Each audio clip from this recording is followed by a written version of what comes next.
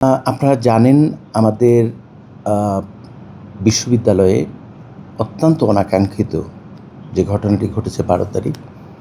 আমার এক নারী শিক্ষার্থীকে ধর্ষণ চেষ্টা এবং হত্যার চেষ্টা করা হয়েছে। আমরা বিশ্ববিদ্যালয়ের পক্ষ থেকে সময় ক্ষেপণ না করেই মামলা করি।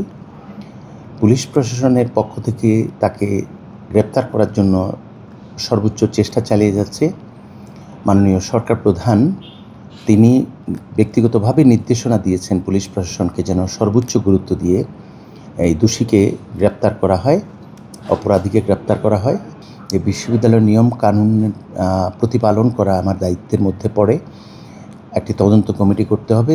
তাদের প্রতি আমার ধন্যবাদ এবং কৃতজ্ঞতা যে তারা এই প্রক্রিয়াটি অনুসরণ করে দায়িত্বকে অবহেলা করেছে বিশ্ববিদ্যালয়ের পক্ষ থেকে সেটা চিহ্নিত করার সুযোগ দিয়েছে। তদন্ত কমিটিও নিরলস চেষ্টা করে যাচ্ছে তদন্ত কার্য সম্পন্ন করে রিপোর্ট প্রদান করার জন্য।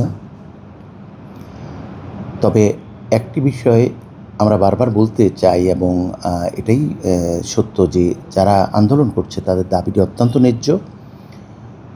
এখানে বিশ্ববিদ্যালয়ের আর্থিক সক্ষমতার কিছু অভাব আছে। আমাদের সীমানা প্রাচীর, লাইটিং, এআই ক্যামেরা এবং নিরাপত্তার জন্য আমাদের যেহেতু এখানে ভূপ্রকৃতির ধরনটা একটু ভিন্ন, জাহাঙ্গীরনগরের ওয়াটার বডিজ এবং নানা ধরনের বনাঞ্চলের মতো একটা পরিবেশ রয়েছে। এখানে আসলে নিরাপত্তার জন্য যথেষ্ট পরিমাণে সাপোর্ট প্রয়োজন, কিন্তু আমরা আর্থিক যেই সক্ষমতা সেটা আমাদের সীমিত। আমরা সরকারের যথাযথ মন্ত্রণালয় এবং কর্তৃপক্ষের কাছে আবেদন করব এই বিষয়গুলো বিবেচনায় নিয়ে আমাদের নিরাপত্তা পরিস্থিতির উন্নয়ন ঘটানোর জন্য যেন সহায়তা করে। আমাদের জনবলও কম নিরাপত্তা শাখায় এবং আমাদের নিরাপত্তা দেওয়ার জন্য অনেকগুলো এখানে 750 একর অনেকগুলো ফটক রয়েছে যেখানে আমাদের আরও জনবল প্রয়োজন। আমরা অর্গানোগ্রামে আমাদের এই জনবল বাড়ানোর জন্য আমাদের যে প্রস্তাব সেটি প্রস্তুত করছি। আশা করি ইউজিসির পক্ষ থেকে আমাদের অভিভাবক প্রতিষ্ঠান এবং শিক্ষা মন্ত্রণালয় এ বিষয়ে আমাদের সর্বাত্মক সহযোগিতা করে আমাদের শিক্ষার্থীদের পাশে দাঁড়াবে নিরাপত্তা বৃদ্ধি করার ক্ষেত্রে।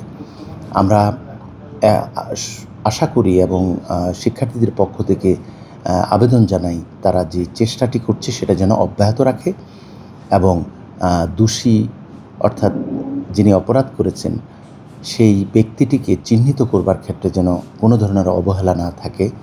আর বিশ্ববিদ্যালয়ের পক্ষ থেকে রিপোর্ট পাওয়ার পর আমরা যথাযথ প্রক্রিয়া অনুসরণ করে দায়িত্বে অবহেলা যদি কোথাও থাকে সেই ব্যবস্থা গ্রহণ করব। ফলে বিশ্ববিদ্যালয় এবং আইনশৃঙ্খলা যে আমাদের বাহিনী রয়েছে উভয়ের প্রচেষ্টায় শিক্ষার্থীদের যে ন্যায্য দাবি সেটা পূরণ হবে বলে আমি আশাবাদী।